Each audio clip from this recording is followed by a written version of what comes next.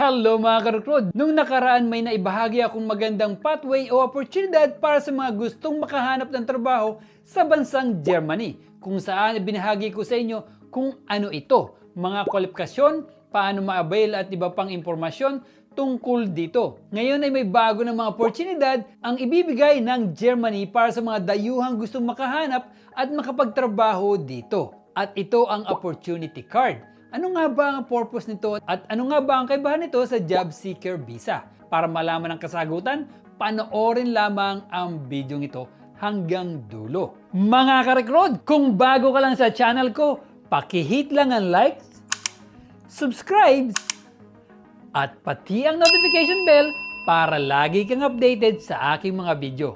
Ano ang Germany Job Seeker Visa? Bago tayo pumunta sa opportunity card, ibabahagi ko muna sa inyo kung ano ang Job Seeker Visa ng bansang Germany. Ang Germany Job Seeker Visa ay nagbibigay daan sa mga kwalipikadong profesional mula sa mga non-EU na mga bansa na makapasok sa Germany para makahanap ng trabaho. Ito ay isang pansamantalang permit na may visa sa 6 na buwan na nagbibigay sa mga aplikante ng pagkakataong mag-network, dumalo sa mga job interview at mag-apply sa mga posisyon. Habang nasa visa na ito, hindi pinapayagan na magtrabaho. Ngunit kapag nakahanap ka ng trabaho, maaari ka mag-apply para sa work visa o resident permit upang manatili ng pangmatagalan. Upang maging kwalipikado, kinakailangan may kinikilalang degree o katumbas na qualification, sapat na work experience at patunay ng kakayahan ng pinansyal upang suportahan ang sarili habang nasa Germany. Ang application ay sinasagawa sa embassy o consulate ng Germany at kinakailangan mag-submit ng mga document tulad ng mga certificates, motivation letter at health insurance.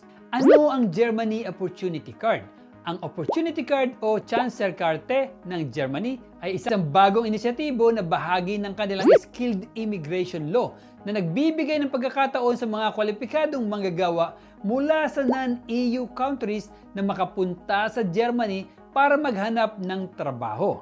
Layunin nitong gawing mas simple ang proseso ng pagpunta sa Germany at paghahanap ng trabaho nang hindi kinakailangang magkaroon ng job offer bago pumasok ng bansa. Ang card na ito ay nagbibigay daan sa mga skilled workers na tumutugon sa mga pangangailangan ng iba't ibang industriya sa Germany, partikular sa mga sektor na may kakulangan ng mga manggagawa. Ang pangunahing benepisyo ng Opportunity Card ay ang pagpapahintulot sa mga dayuhang manggagawa na makapagtrabaho ng trial jobs o part-time jobs habang naghahanap sila ng full-time na trabaho.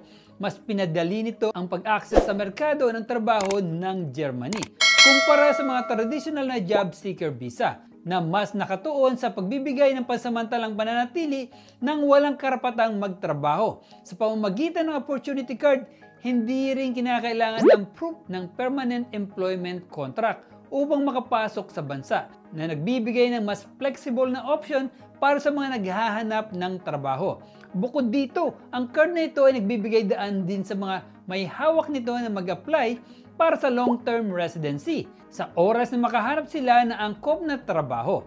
Kapag nakakuha ng job offer, mas magiging madali para sa mga foreign workers ang process ng pagkuha ng long-term residency.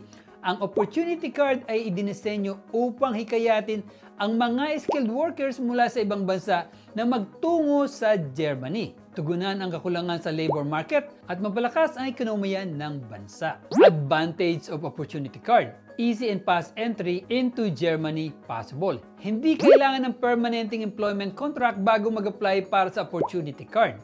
Sa halip, gumagamit ito ng isang point system para mapatunayan ang mga kwalifikasyon tulad ng karanasan sa trabaho o kakayahan sa wika. Ang card na ito ay nagbibigay ng 1 taong pananatili sa Germany para makahanap ng trabaho. Maaari rin makapagtrabaho ng part-time hanggang 20 hours bawat linggo o magsagawa ng 2 weeks na trial jobs na nagbibigay daan sa mga aplikant na kilalanin ang kanilang mga employer ng mas maluwag at humanap ng angkop na trabaho.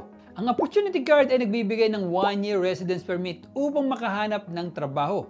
Kapag nakakita ng angkop na trabaho, maaari mong palawigin ang iyong pananatili sa Germany at mag-apply para sa mas matagalang residence permit. Pinapayagan din ng flexible part-time work habang naghahanap ng full-time na trabaho at sa oras na makahanap ng trabaho, maaari ka mag-apply ng mas matagalang pananatili. Securing your livelihood with a good income.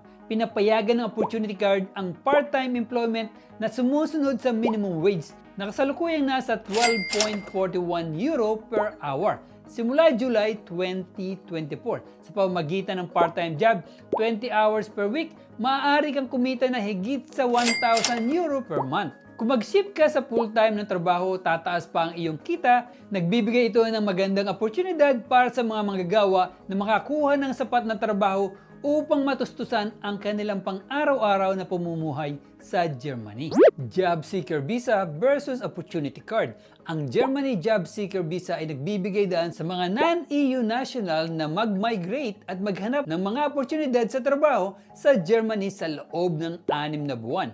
Sa visa nito, hindi pinapayagan ang pagtatrabaho habang naghahanap ng trabaho at kailangan ng diploma, bachelor's, master's o katumbas na degree mula sa isang kinikilalang universidad. Ang kinakailangang level na experience sa German language ay B1 at kinakailangan mo rin ng financial requirements. Kailangan din ng hindi bababa sa 6 months experience sa trabaho at walang age limit o bilang ng visa na ibinibigay. Sa kabilang banda, ang German Opportunity Card ay nag-aalok ng mas mahabang pananatili ng 1 taon para sa mga non-EU national na maghahanap ng trabaho sa Germany. Sa card na ito, pinapayagan ng pagtrabaho hanggang 20 hours bawat linggo habang naghahanap ng trabaho. At ang mga kinakailangang academic qualification ay isang minimum na 2 taon na professional training kasabay ng university degree. Ang kinakailangang level ng language ay A1 sa Germany o B2 sa English. At kinakailangan mo rin ng pera para sa financial requirement. Kailangan din ng hindi bababa sa 5 years na experience